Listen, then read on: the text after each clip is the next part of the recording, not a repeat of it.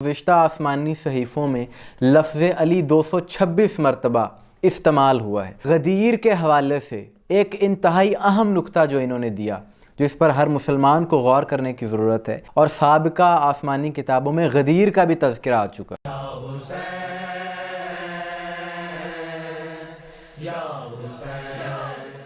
بسم اللہ الرحمن الرحیم، السلام علیکم مومنین اکرام، امید ہے آپ سب خیر و عافیت سے ہوں گے۔ آج کی یہ ویڈیو چھٹی نشست ہے کہ پیغام حسین علیہ السلام سے متاثر ہو کر کس طرح سے لوگ اہل بیت کے در پر آئے، اور صرف خود ہی اہل بیت سے متمسک نہیں ہوئے بلکہ ایسا کام کیا کہ جس کی وجہ سے ہزاروں افراد حق کے اس راستے پر آ رہے ہیں، انہیں اہل بیت سے شناسائی ہو رہی ہے، اسلام سے انہیں شناسائی ہو رہی ہے۔ آج کی یہ ویڈیو جو شخصیت کے بارے میں ہے، انتہائی اہم شخصیت ہیں، امریکہ سے ان کا تعلق ہے، اور ان کا پہلے نام تھا doctor professor Thomas McElwain, اور اب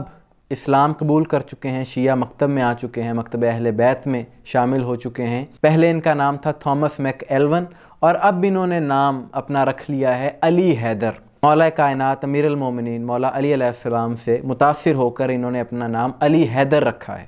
اور یہ بھی یاد رہے کہ یہ انتہائی ذہین اور لائق شخصیت ہیں، اور سابقہ جب یہ عیسائی تھے تو عیسائی مذہب کے عالم تھے، پریسٹ تھے یعنی پادری تھے، اور دنیاوی تعلیم کے حوالے سے بھی بہت قابل اور ذہین شخصیت کہ یہ فن لینڈ کی یونیورسٹی میں ایسوسیٹ پروفیسر ہیں، اور مذاہب کی کمپیریٹیو سٹڈی ان کا سبجیکٹ ہے۔ 3 بڑے مذاہب جو اس وقت دنیا میں رائج ہیں، یہودیت، عیسائیت اور اسلام، اس کی یہ کمپیریٹیو سٹڈی کر چکے ہیں، یعنی ان کا موازنہ کر چکے ہیں، اور تورات، انجیل اور قرآن کا بھی انہوں نے موازنہ کیا ہے۔ ان کے انٹرنیٹ پر بہت سے لیکچرز اور انٹرویوز بھی موجود ہیں، آپ خود دیکھ سکتے ہیں۔ انہوں نے بتایا کہ سب سے پہلے جس چیز نے انہیں متاثر کیا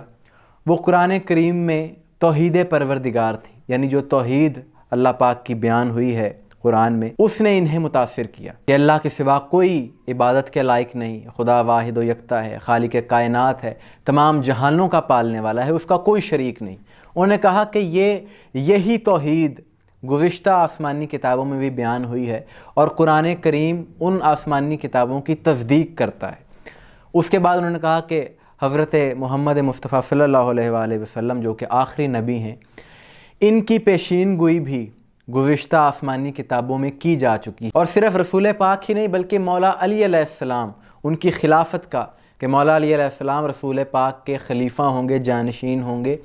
اس کا تذکرہ بھی گزشتہ آسمانی صحیفوں میں کیا جا چکا ہے، اور 12 اماموں کی امامت کا تذکرہ بھی انجیل میں اور تورات میں موجود ہے۔ انہوں نے اس کے حوالہ جات دیے۔ اس حوالے سے انہوں نے 2 کتابیں لکھیں، Islam in Bible and Shia believes in Bible. اس میں انہوں نے بتایا کہ گزشتہ آسمانی صحیفوں میں لفظ علی 226 مرتبہ استعمال ہوا ہے۔ اس کے حوالہ جات بھی انہوں نے دیے، اب اپنی اسکرین پر دیکھ رہے ہوں گے۔ اور غدیر کے حوالے سے ایک انتہائی اہم نکتہ جو انہوں نے دیا، جس پر ہر مسلمان کو غور کرنے کی ضرورت ہے، کہ آج ہم سے سوال ہوتا ہے کہ غدیر آپ کیوں مناتے ہیں، عید غدیر جو منائی جاتی ہے، اس کی کیا اہمیت ہے؟ تو اس بارے میں انہوں نے اپنی کتاب میں لکھا کہ غدیر کی بہت اہمیت ہے، اور سابقہ آسمانی کتابوں میں غدیر کا بھی تذکرہ آ چکا ہے۔ اس کا تذکرہ انہوں نے اپنی کتاب میں کیا ہے، اور اس کا حوالہ دیا ہے کہ بائبل اولڈ ٹیسٹیمنٹ جو کہ عبرانی زبان میں ہے،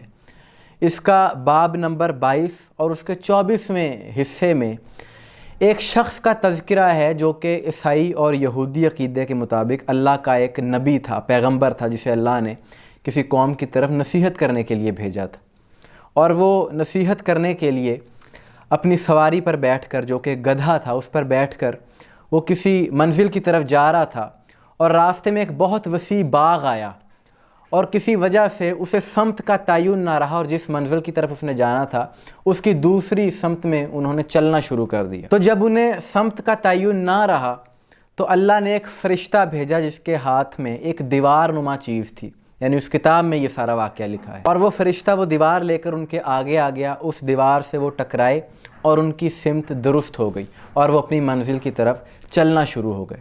اب ان کا کہنا یہ ہے کہ یہ دیوار جو فرشتے نے اٹھا رکھی تھی، عبرانی زبان میں اس دیوار کو غدیر کہا گیا ہے، اور عبرانی زبان میں غدیر سیدھا اور حق کا راستہ دکھانے والی شے کو کہا جاتا ہے۔ اور پھر اس کے بعد وہ غدیر خم کی طرف آئے، کہ غدیر خم کے میدان میں رسول اللہ نے ساری امت کو حق کا اور سچ کا راستہ دکھایا اور مولا علی علیہ السلام کو اپنا خلیفہ، اپنا جانشین بنایا اور ساری امت کو بتایا کہ اگر تم علی کی پیروی کرو گے، قرآن و اہل بیت کی پیروی کرو گے تو کبھی گمراہ نہ ہوگے۔ اور پھر انہوں نے لکھا اپنی اسی کتاب میں، مگر افسوس کہ امت نے 70 دن کے بعد غدیر کے اس اعلان کو بھلا دیا۔ اور اسلام میں تفرقہ پڑنے کی سب سے بڑی وجہ ہی یہ ہے کہ انہوں نے اللہ اور اس کے رسول کے منتخب کردہ نمائندگی کو چھوڑ کر ان کے مقابلے میں اپنے امام بنا لیے۔ اسی طرح سے پھر انہوں نے امام حسین علیہ السلام کا تذکرہ بھی اپنی کتاب میں کیا ہے کہ امام حسین علیہ السلام کا ذکر بھی گزشتہ آسمانی صحیفوں میں آ چکا ہے اور اس کے بھی انہوں نے حوالہ جات دیے ہیں۔ تو ذرا مسلمان اس چیز پر غور کرے کہ جو غیر مسلم ہیں، جو اسلام میں دوسرے مذاہب سے آئے ہیں، وہ کس طرح سے اہل بیت کی شان بیان کر رہے ہیں، مولا علی علیہ السلام کی شان بیان کر رہے ہیں۔ باقاعدہ انہوں نے قصیدہ ایک لکھا ہے،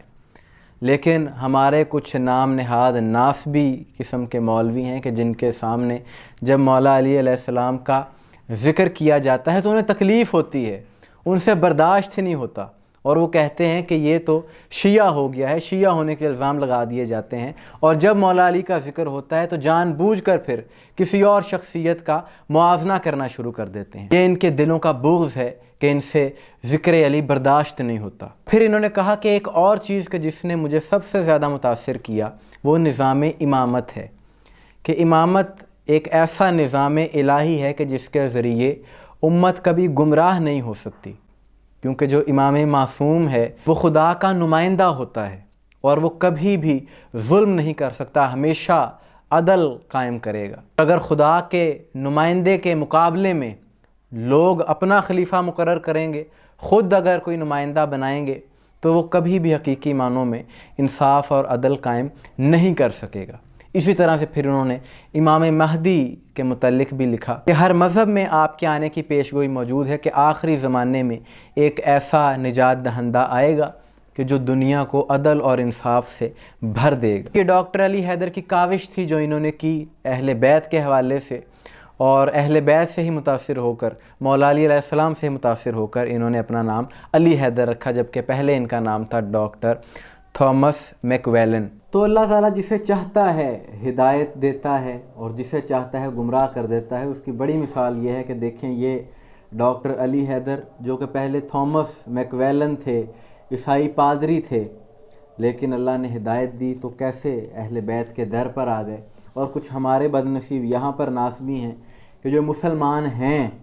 نام نہاد مسلمان تو ہیں، لیکن ان کے دلوں میں بغض بھرا ہوا ہے محمد و آل محمد کے لیے، اور ویسی نفرت انگیز گفتگو کرتے ہیں کہ جس سے ان کا اہل بیت سے بغض بیاں ہوتا ہے۔ پتہ چلتا ہے کہ یہ یزیدی سوچ کے لوگ، ایسے لوگ شروع سے موجود رہے ہیں، یہ لوگ باطل ہیں، حق اور باطل ازل سے چلتے آ رہے ہیں،